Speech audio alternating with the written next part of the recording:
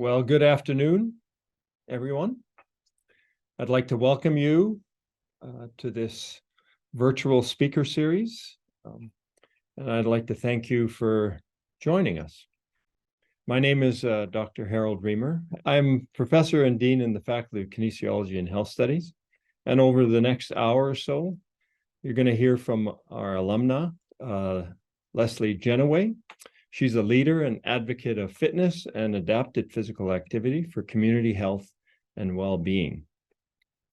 Now, before I begin and introduce Leslie, I'd like to acknowledge that the University of Regina is situated on the territories of the Nehiyawak, Nashikapak, Dakota, Lakota, and Nakota, and the homeland of the Métis Nation. The University of Regina is on Treaty 4 lands and also has a presence in Treaty 6. The University of Regina's Alumni Relations Department is pleased to be able to offer the Alumni Effect Speaker Series virtually. This is clearly my first time hosting a lecture in this series, and I hope that your time with us today inspires you to return for future sessions. I also hope you're going to enjoy our time with Leslie. I will point out that these sessions are being recorded and they will be posted after some post-production on the U of R alumni website so that you can watch the presentation again or share them with your families and friends. You will see the link to the alumni website in the chat. Alexis already has done that if you'd like to access that video later. And so now it's my great pleasure to introduce our October speaker in the University of Regina's 2023 Alumni Effect Virtual Speaker Series, Leslie Genoway.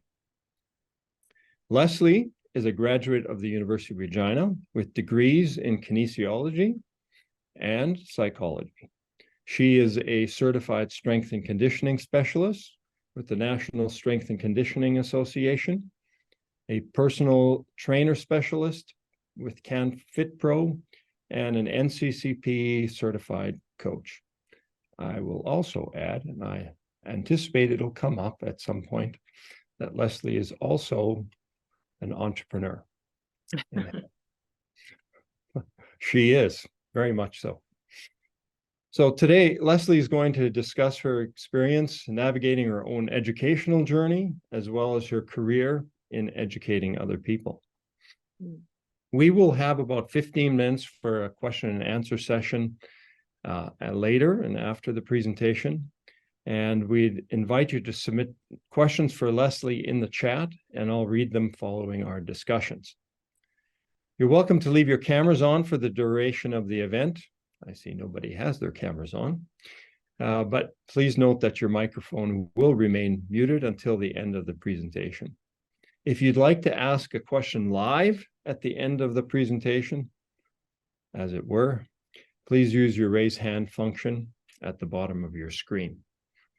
And now I'm going to turn the floor over to Leslie to introduce herself. Hi, Leslie. Hi, Harold. Hi, everybody. Thank you for having me. Thank you for showing up to hear what I have to say, I guess. Thanks, Alexis, for inviting me to this opportunity. I really appreciate it. My name is Leslie Genoway. I'm born and raised Regina, Saskatchewan. Lived in a few different places all over the world here and there, but always kind of have found my way back to my roots. I'm a lifelong athlete. I'm a mom of two fun little ones. And yes, as Harold said, I would classify myself as somewhat of a serial entrepreneur. And I guess over the last 15 years, I've opened 6 businesses of my own on my own, as well as with partners. And I've been involved in the opening of a handful of other ones as well. So it's a passion of mine, and I think it really helps to guide my creative mindset in that area. But yeah, that's a little bit about me quickly. All right, well, thanks very much. So here's my first question for you. what inspired you to pursue a career in kinesiology and or psychology, for that matter? And how did you end up focusing on fitness in particular and adapted physical activity?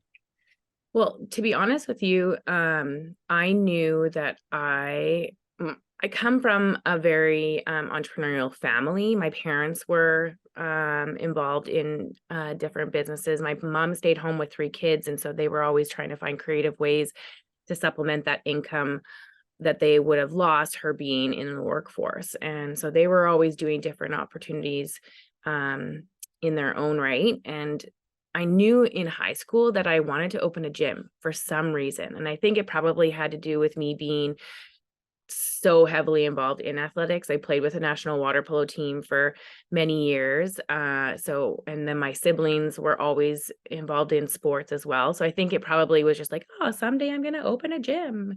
But that was from early on in high school.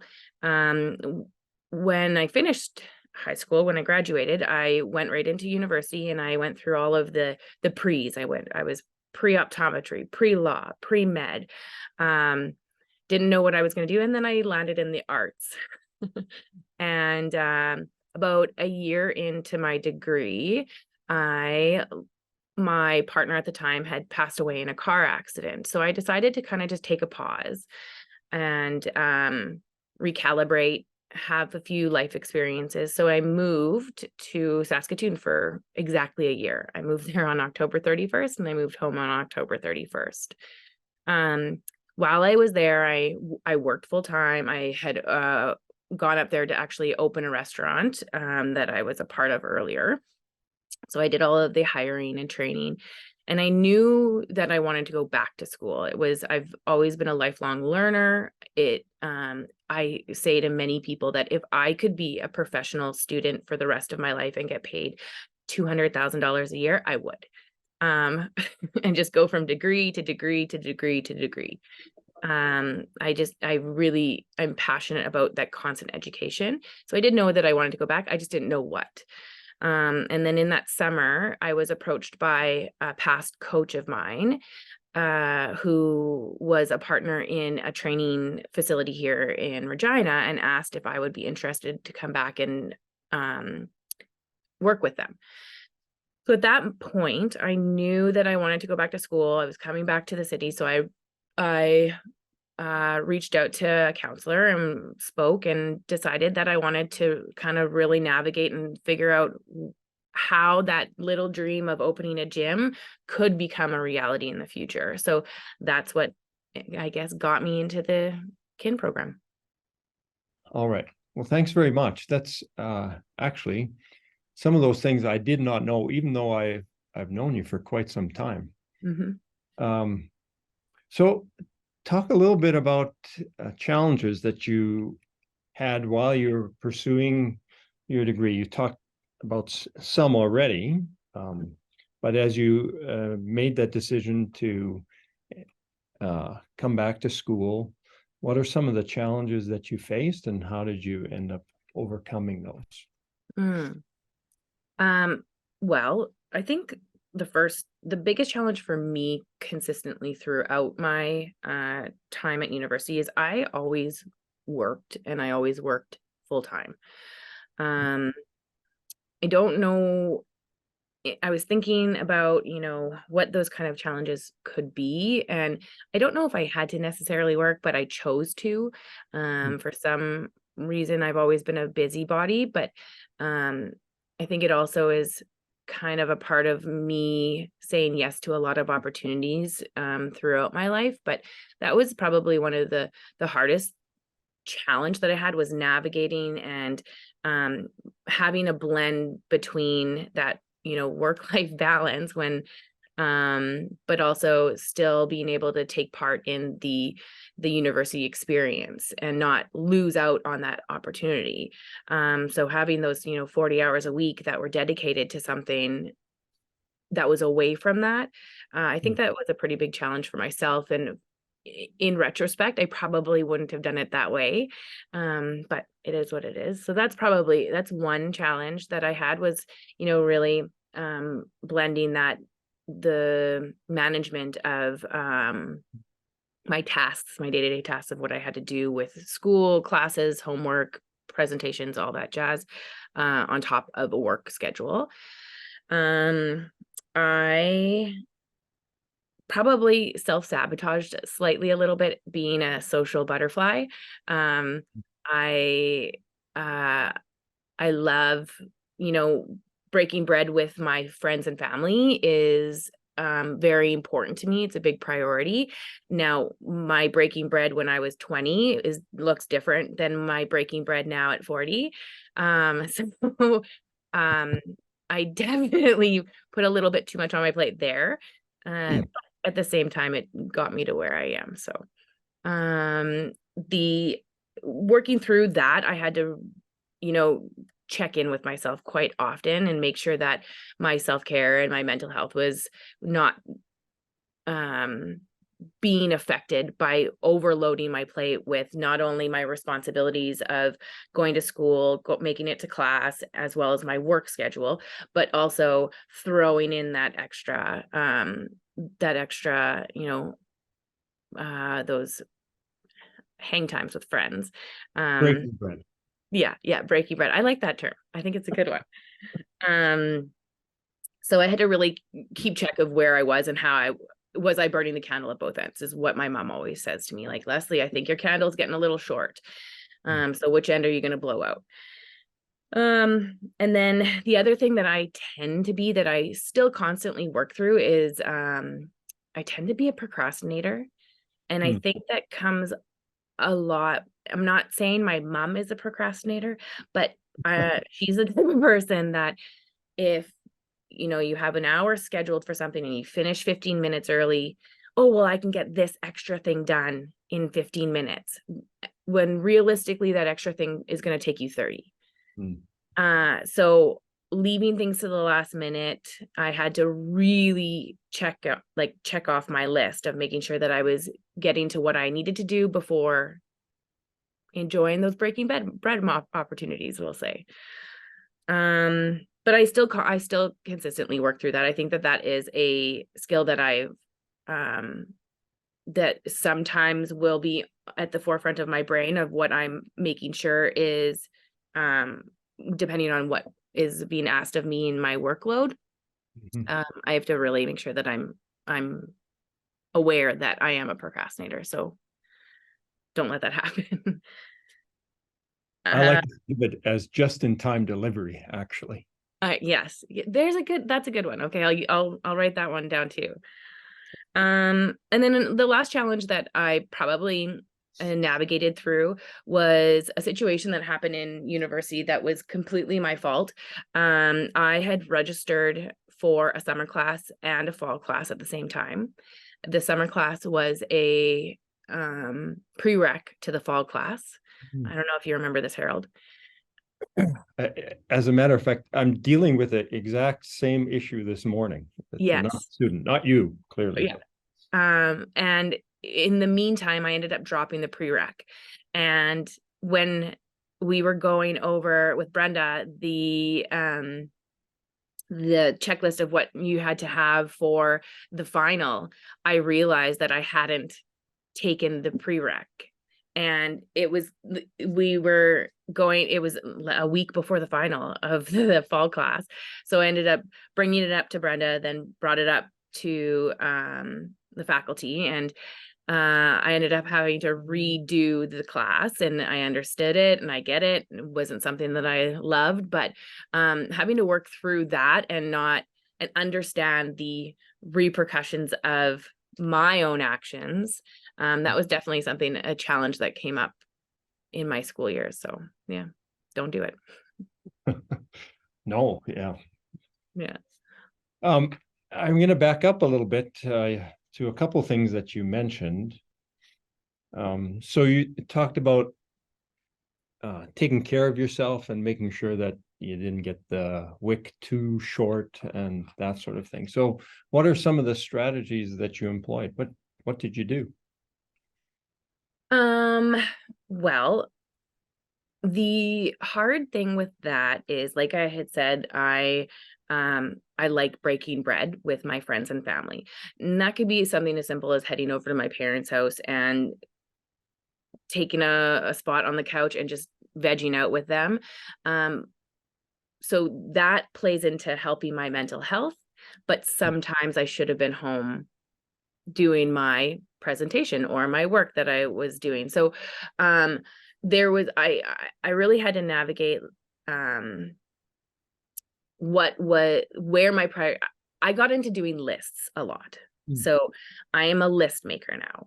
And to the point of, if I have a list and I accomplish something that is not on the list, I will go back and write it onto the list and check it off just to make sure that I get that check mark. I think that helps with making sure that I'm not overloading myself, but at the same time, the things that need to get done, which helps my mental health in the long run. The other thing that keeping up with what is good for my body and mind, when it comes to not burning the wick, I know that if I'm active, whether that is being out in the backyard with my kids or going for a walk or playing tennis or going to the gym or going for a swim, that helps me to keep my wick at bay, if that makes sense. It's a part of my routine. It makes me not overextend when I shouldn't be. It lets me turn off my brain a little bit. So those are, I think, probably two things that I take into consideration with that. Okay. So we talked a little bit about school, but what about in your professional pathway? Were there any particular challenges that you've faced over time? And just COVID. pick one or two. COVID for one.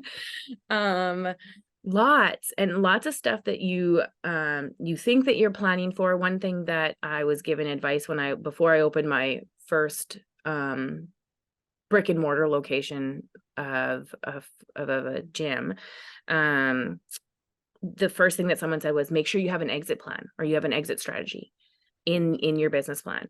And you could plan for, X, Y, and Z, and all of a sudden 1, 2, and 3 show up and you have to pivot appropriately. So like I said, COVID was a huge challenge. And that was a day-to-day challenge of navigating that. The other thing is,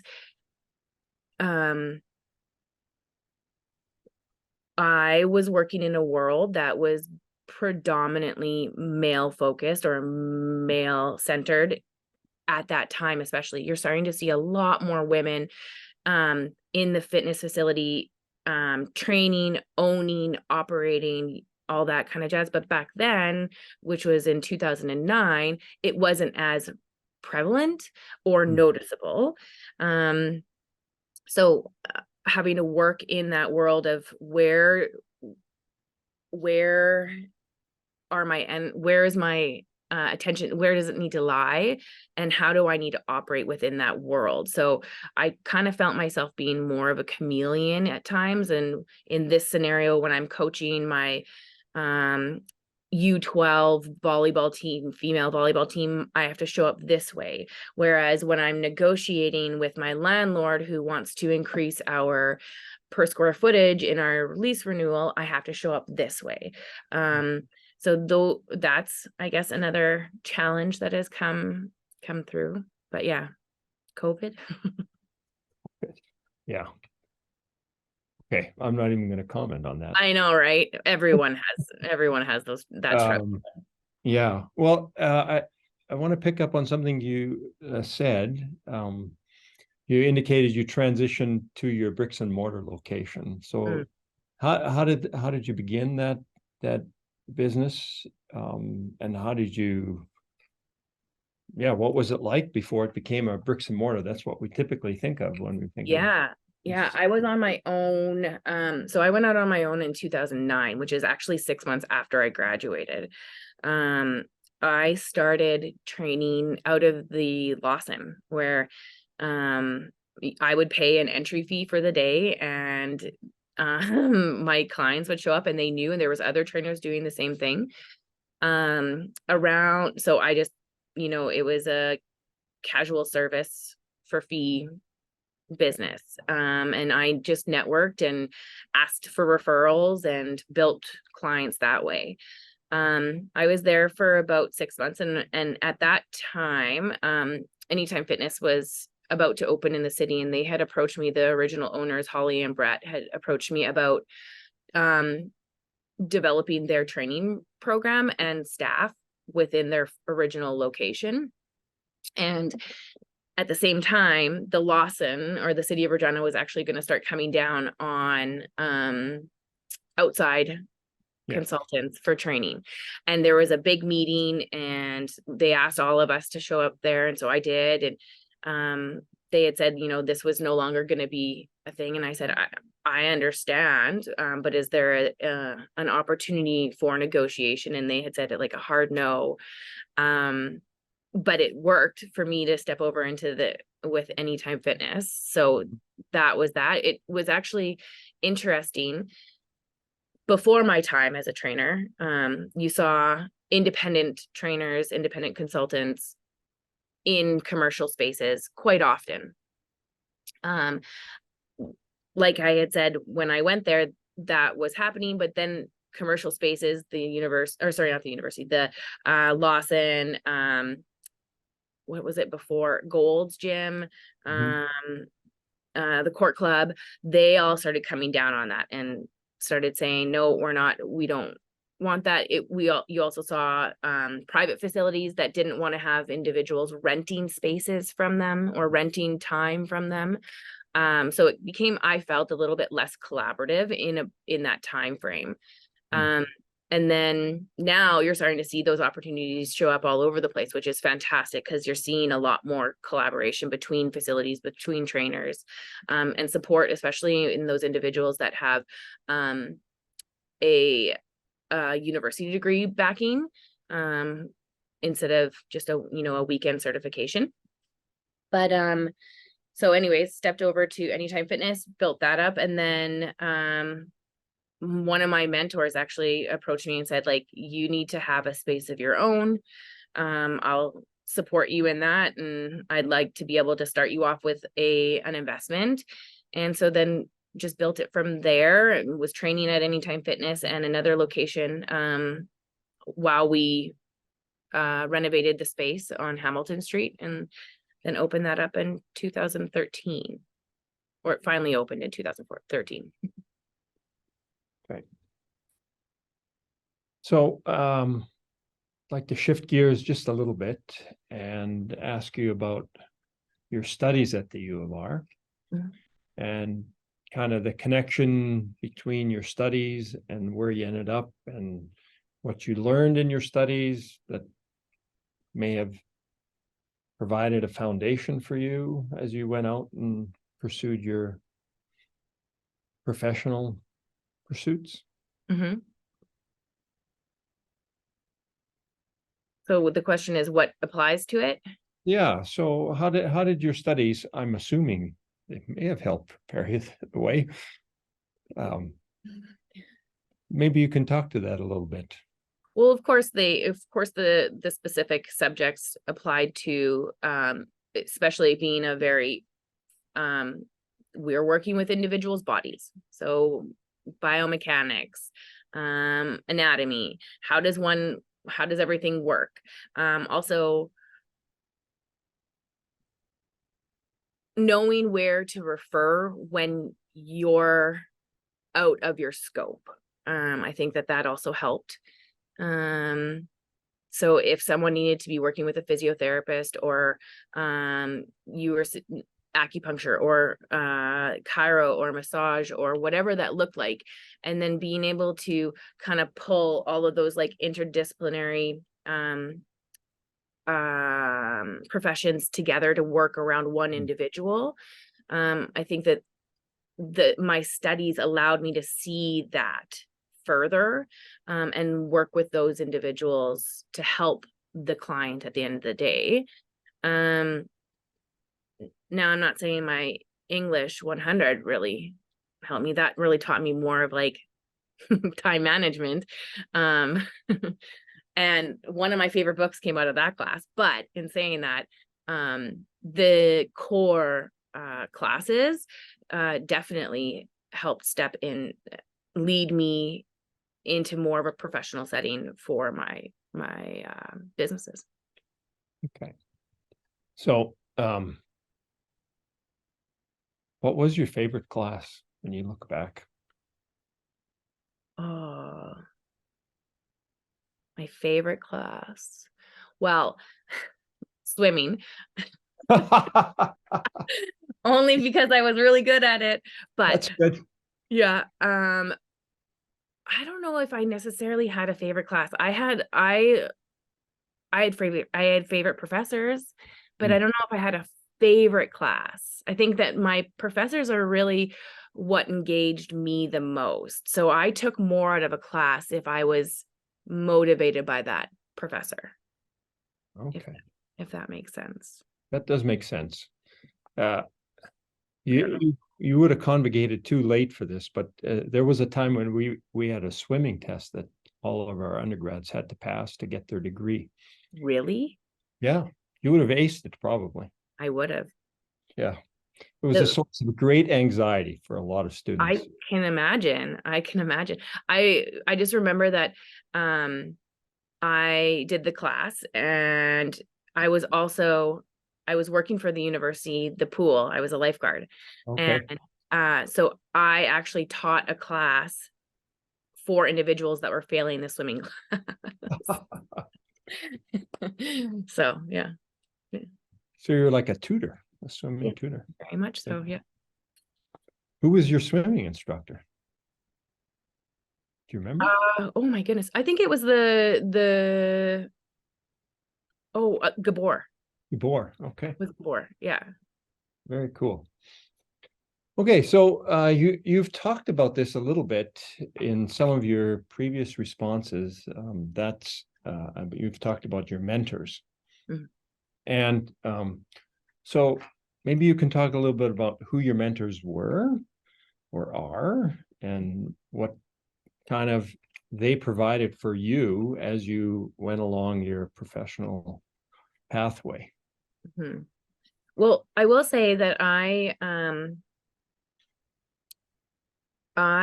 find inspiration and motivation around a lot of individuals. I look up to a lot of really strong, kind, thoughtful people. So I'm constantly asking questions of those people that I would like to emulate. But I did have two mentors that I still have, actually, maybe not as formally as I did once at one point, but they're still in my life, and I still get coffee or lunch with them quite often.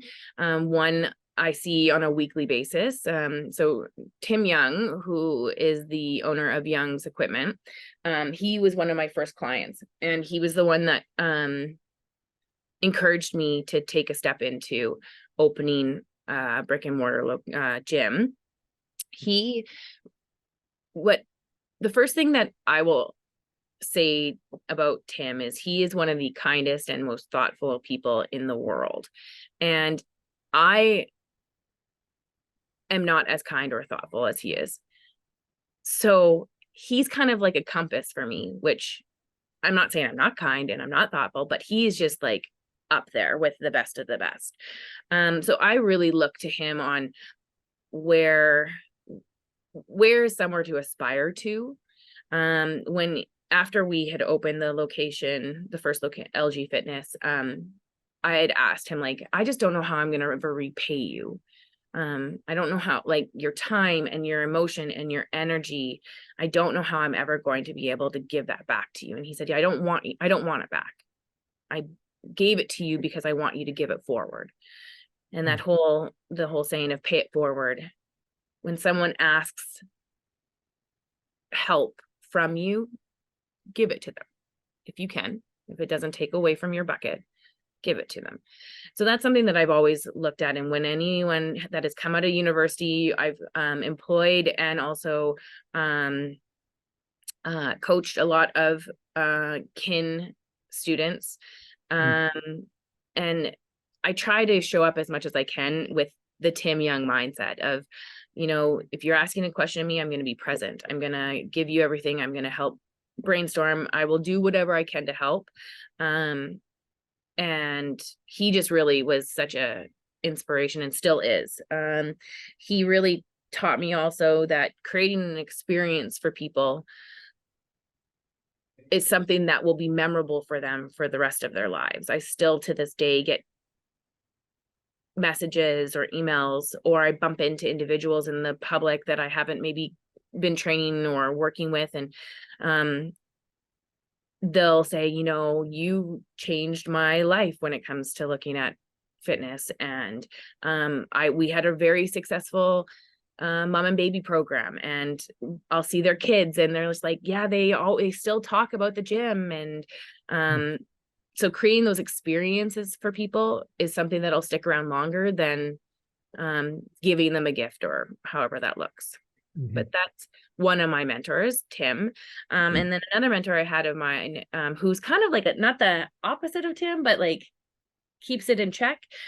Jill Clark, she's with Scotia McLeod, and she's a hard ass, and she keeps me accountable. But she's like such a powerhouse, and I respect her so much because, again, or similar to me, she started in an industry in financial advising that was very male dominant, and she's made a very successful business for herself and her family, and her son is now working with her, and they're building that together as well, and his portfolio. But she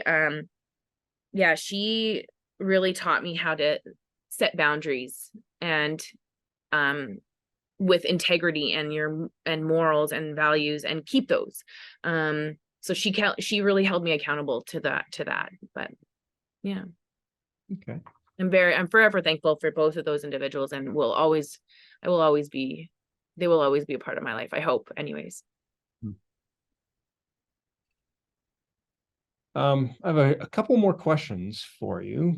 I think I'll begin with this one.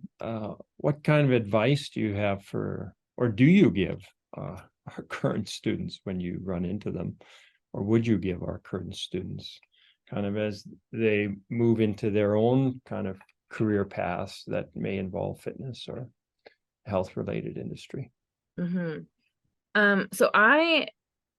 this was a question that Alexis had sent, and I thought about it because I wanted to have it formalized for everybody, because there's like lots of the typical answers, and I've given so many more than just this, but I have a list of my top five that mean something to me.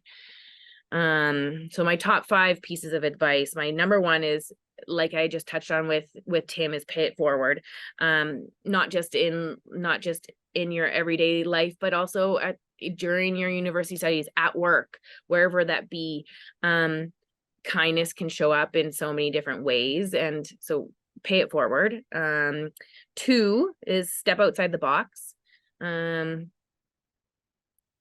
If something makes you a little bit anxious, or is something somewhere that you haven't thought that you would be, don't be afraid to try that out or to do that.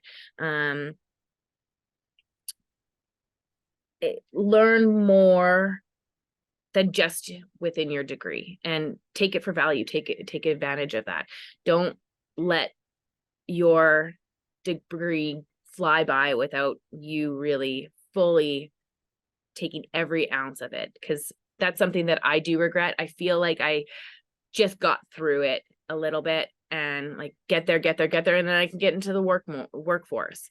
And I feel like I didn't take advantage of all of those other opportunities that I could have within my degree. Like I said, maybe enjoying my English class a little bit more.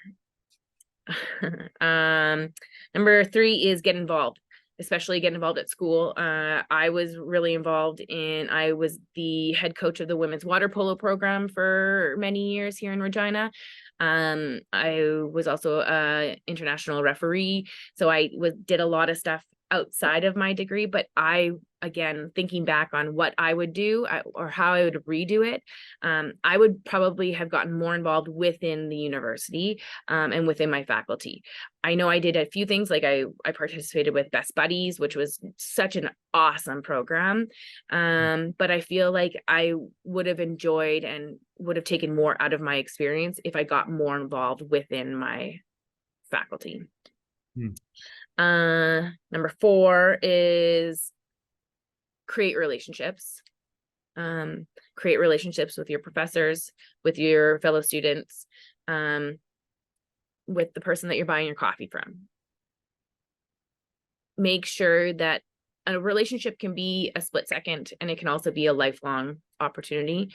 But creating those relationships can take you far. And that's kind of something that my parents have always really taught me, was relationships are networking, and you never know when those relationships will show up again in the future to be able to give you a helping hand. And my last one is say yes. Say yes to opportunities, say yes to people, say yes to classes, say yes to a coffee, a job interview. That experience, whether it doesn't take, if it doesn't take you anywhere, it's great. It's still something that you can reflect on in the future, but say yes. All right. Well, thanks. I do have a question that you're not prepared for. Oh, shoot. There you go. Well, I think you should be able to answer it, I would guess. I would probably. So, tell us a little bit about what you're passionate about for the future. Where are you heading? Well, I'm in a new era right now of my life. Like I had said, I have 2 little ones. I have a 2.5-year-old and a 6-month-old. And I am not necessarily one to say that I'm a maternal person. I'm good with kids. But it wasn't my lifelong dream to have kids. And when I turned 36, I was like, no, I might try this. I might give this a go. And they are my world, and I love every minute with them. So seeing forward in the next 5 years is hard for me right now, because I'm just so involved and present and loving every minute of my life right now with the kids. I really make it count. But what I would really love to do, I've always had this idea in the back of my mind that I would do an MBA. And being self-employed and the types of businesses that I have, it didn't make sense at the time to invest in that because I was at the top of the food chain. And now I'm dabbling and stepping outside of that box a little bit. And I think that might be in the future.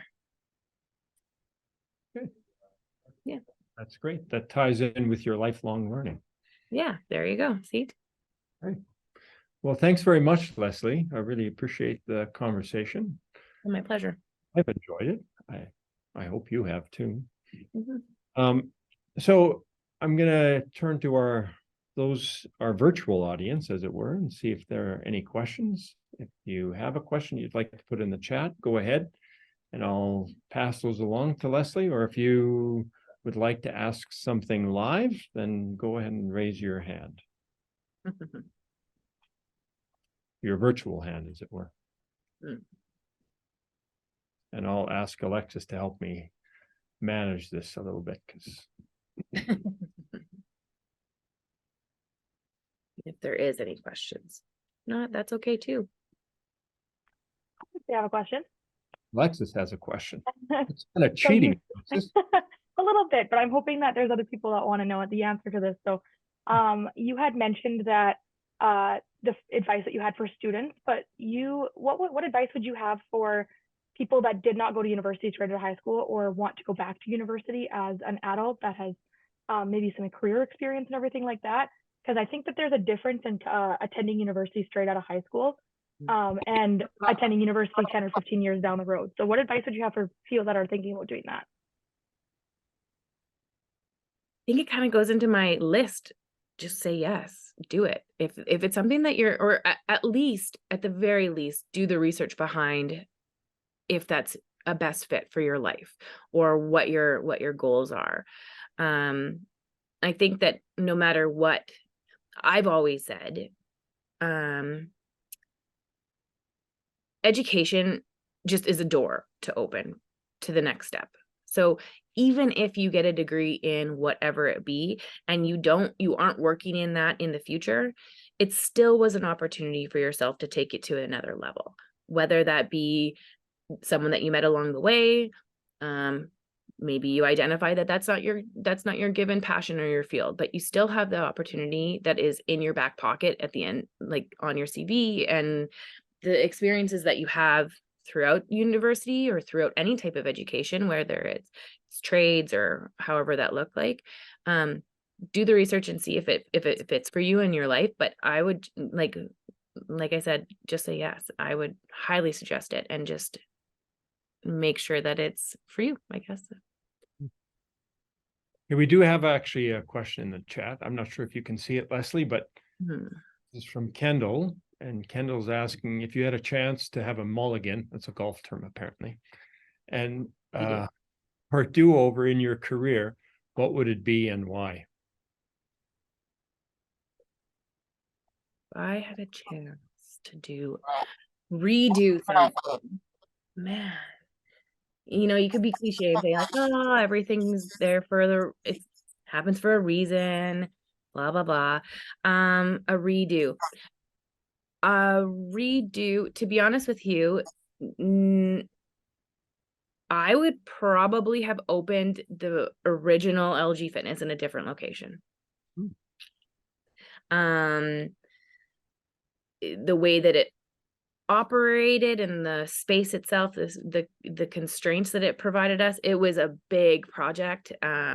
It was a lot of money. It was a lot of effort. And I think that knowing what I ended up offering in that space, I could have done it for a lot more affordable and in a different location. That would probably be a redo, I guess. But at the same time, again, it took me to the next step. Okay. Mm-hmm. Any other questions from the audience? Yeah.